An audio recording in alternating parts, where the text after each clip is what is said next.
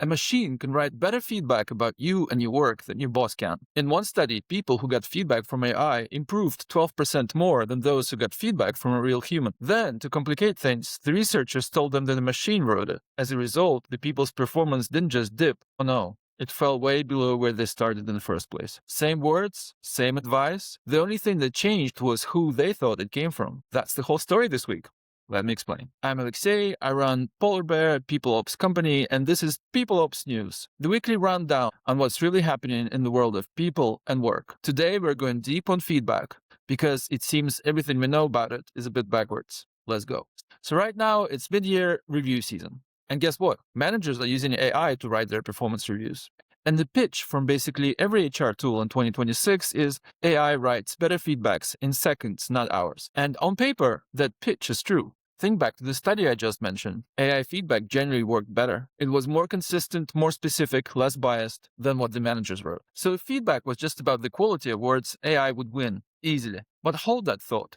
The study told us that the words were never the point. Quick one before we go deeper. On Thursday, July 2nd, I'm running a free 60-minute workshop in collaboration with agency folk, where you will build your own career framework live and in 60 minutes. The link is in the comments, and please follow me so People Ops News shows up every week. Okay, back to feedback. Last year, 3 researchers did something that no one has done for 30 years. They went back through the entire science of performance feedback, 173 studies, all to settle one question. When does feedback actually make people better? And the answer splits in two. Positive feedback, telling someone what they did well, almost always works. Negative feedback, the criticism, the here's what you need to fix, is a bit of a coin flip. Sometimes it helps, sometimes it doesn't, and sometimes it makes things worse. And what decides how it goes is not how well it's written. It's whether there's a trusting relationship between the person giving feedback and the person receiving it. If your people trust you, if you've got a real credibility with them, criticism lands as coaching, and your people get better. If the foundation isn't there, then your criticism lands as a threat, and performance dips. Now, go back to the AI. A machine has no relationship with you, no trust, no history, no skin in the game. So the second people found out the feedback was written by a machine, it backfired.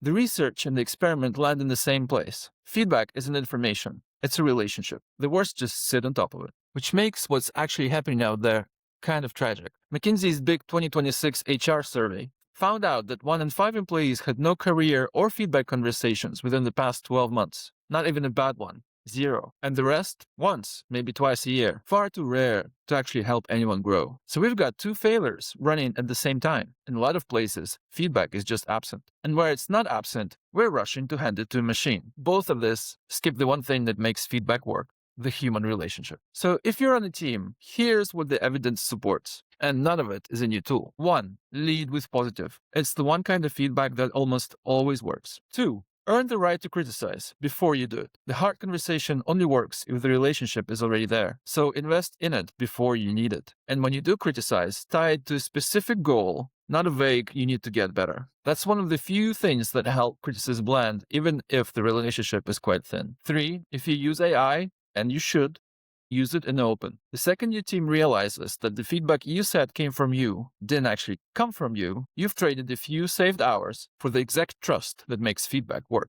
The whole industry is trying to fix feedback by making words better, faster, smarter, AI polished. But 30 years of feedback and one awkward experiment both say the same thing. The words were never a problem. The human relationship underneath them is. But there's a second half to this. Once the relationship is there, it still helps if you have something concrete to point at. And this is where a career framework really earns its keep. It's one of the best tools out there for giving specific feedback, because a good career framework really spells it all out. So instead of telling someone, be more strategic, and watching them nod and have no idea what you mean, you can just point to the career framework. This is what good looks like at your level. This is where you are. This is what you need to do. Now that's a real feedback conversation. And here's one concrete thing you can do. On Thursday, July 2nd, my colleague Pauline and I are running a free 60-minute workshop with agency folk titled Build Your Agency Career Framework in 60 Minutes. Live with you, we go from no levels to complete career framework. Your agency's levels and roles, your expectations, and in your own language. And you will walk away with a draft you can actually use. Link is in the comments. And that's the People Ops News. I'm Alexei. Please follow me to catch the next one, and I hope to see you on the 2nd of July.